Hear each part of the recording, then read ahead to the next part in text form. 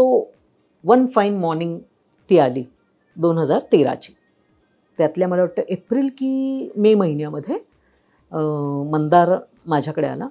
मी गोरेगावलाच होते, गोरेगाव ब्रांचलाच होते आणि अचानकपणे तो आला ब्रांचमध्ये.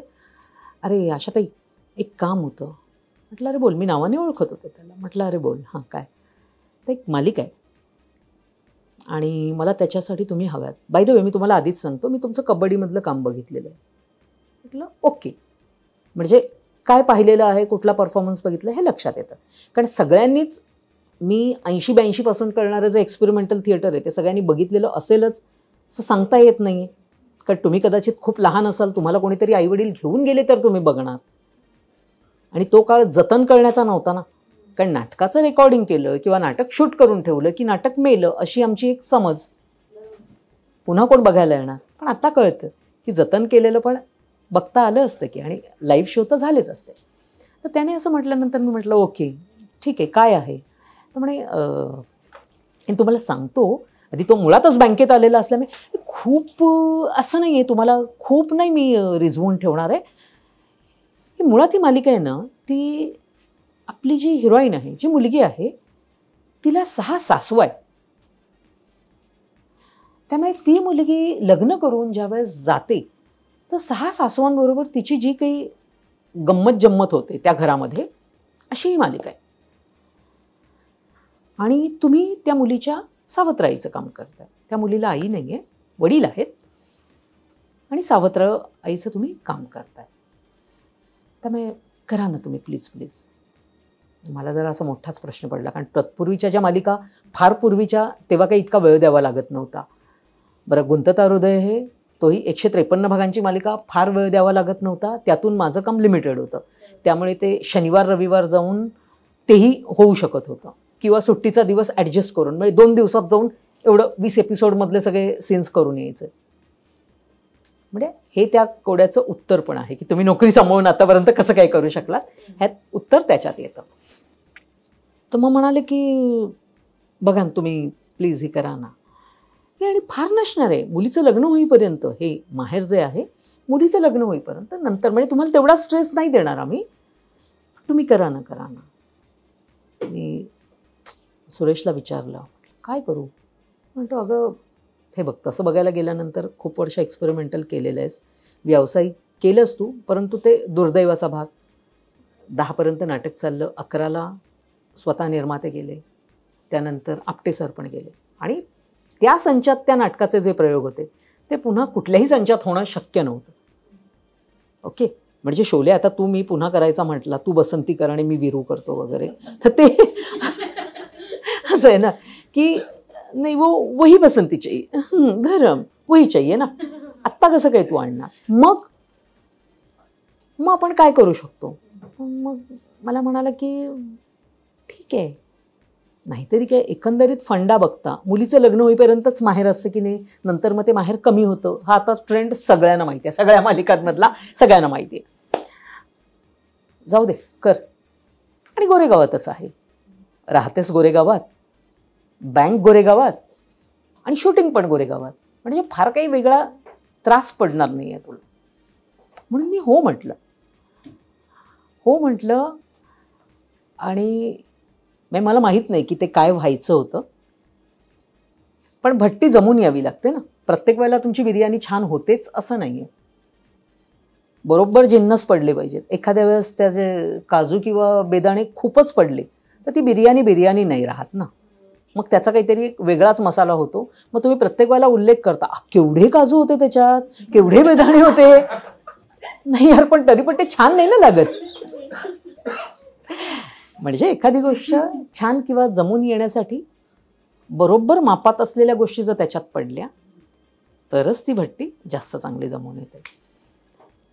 आणि त्या मालिकेच्या बाबतीत तसंच झालं. हे तुम्ही सगळ्यांनी त्याचा अनुभव घेतलेला आहे. त्यामुळे मालिका पहिल्या दिवशी मला वाटतं 13 जून की काहीतरी होती मालिकेचा पहिला एपिसोड. दिवस चुकत असेल तर मला माफ करा, सोमवारच होता कुठला तरी, पण 13 जून किंवा असं जून महिन्यातलाच दिवस होता. त्या दिवशी 8 वाजता जी सुरू झालेली मालिका 8:30 नंतर धडाधड एवढे फोन आले, कारण मालिकेची सुरुवातच मुळात पाय दुखतायत, बसलेली आहे, काय आज तरी चहा मिळणार आहे का, या आवाजातच सुरू होते ना. मला बऱ्याच जणांनी ही कॉम्प्लिमेंट दिली की आधी कोणी कदाचित टी व्ही लावलाही नसेल किंवा लावलेलं असेल, चालू आहे एक आपला चालू असतो नाही का, चालू असतं कुठलं तरी एक चॅनल चालू आहे, आजी बघतायत, आजी आतमध्ये जात आहेत, मावशी तिथून वळते, मुलं खेळत खेळत येत आहेत वगैरे, काय आज तरी चहा मिळणार आहे का असं म्हटल्यानंतर सगळ्यांचे जरा असे झाले डोळे, कोण बोललं हे. म्हणजे दूरदर्शनला किंवा चॅनलला, मालिकेला तो आवाज नवीन होता, तोपर्यंत बाकीच्यांचे आवाज ऐकत होता. करेक्ट. मग त्या सगळ्या आवाजामध्ये हा आवाज वेगळा वाटतोय. ऐकूया का पुढचं. सकाळपासून उठलेले, चहाचा अजून एक घोट गेलेला नाहीये, किती वेळात करून देणार आहेस. हे नोकरीला जायचंय वगैरे ठीक आहे, पण आईचं काही करशील की नाही, की मीच उठून करायचा. एक तर पाय असे गेलेले आहेत, यांचं काही गेले असतील पेपर आणायला, असं म्हणून जी आई सुरूच व्हायची, ती सुरू झाल्यानंतर अगं आई हो देते देते, ती आपली बिचारी तुळशीला पाणी घालते.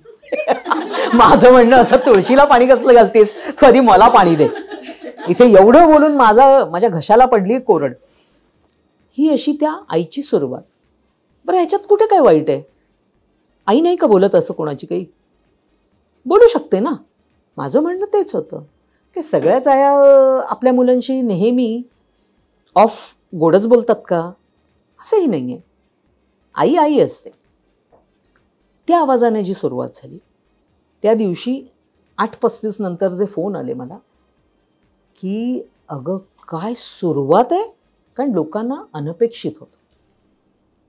लोकांना आधी तो एक प्रशस्त असा बंगला दिसतोय, अशा शिड्या दिसत आहेत, असे पडदे वाहत आहेत, आणि त्या जॉनरवर म्हणजे त्या जॉनरचं काहीतरी बघायची रोज सवय लागलेली असल्यामुळे हे असं काहीतरी होतंय. आणि ही बाई, हे काय सुरुवात झाली, हे असं 10x12चं घर दिसतंय, त्याच्यानंतर पुढे लाकडी थोडासा पलंग दिसतोय, तिथूनच बाहेरून आपली बाल्कनी दिसते लाकडी, आणि तिथून तुळशीची आणि 4 डालडाच्या डब्यात लावलेली झाडं पण दिसत आहेत. हे काय बॅकड्रॉप आहे हा. म्हणजे ते घर हा that was one of the asset. लोकांना नेहमीच खूप चकचकीत आवडतं असं नाही, त्यांना विविधता आवडते. हे त्या मालिकेने खुणगाट बांधून दिले की हे सामान्य कुटुंब आहे. सामान्य कुटुंबाची सुरुवात ही अशी असते.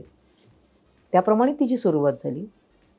पहिला पूर्ण आठवडा असं होतं, आणि ते झाल्यानंतर मधुगंधाच त्याचं लिखाण करत होते. मधुगंधाने सांगितलं, आशाताई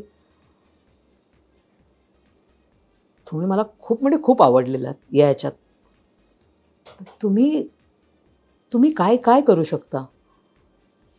आणि ती बाई लिहायलाच लागली ना असं काय काय करू शकता. आणि मग त्याच्यावर माझं असं व्हायला लागलं की अगं मी खूप थकते गं, मला खूप दमायला होतं ह्या गोष्टीने. बरं बरं, पण काय करणार, आता तुमचाच आवाज ऐकायची सवय झालेली आहे, त्यामुळे आम्हाला असं सूचना आहेत की ह्याच बाई बोलणार. म्हणजे प्रोज अँड कॉन्स एखाद्या भूमिकेचे ते मला अनुभवायला मिळाले. मराठी मनोरंजन सृष्टीमधील मालिका, चित्रपट, नाटक तसेच कलाकारांबद्दलच्या नवीन अपडेट्स जाणून घेण्यासाठी नक्की सबस्क्राईब करा इट्स मज्जा मराठी या आपल्या नवीन यूट्यूब चॅनलला.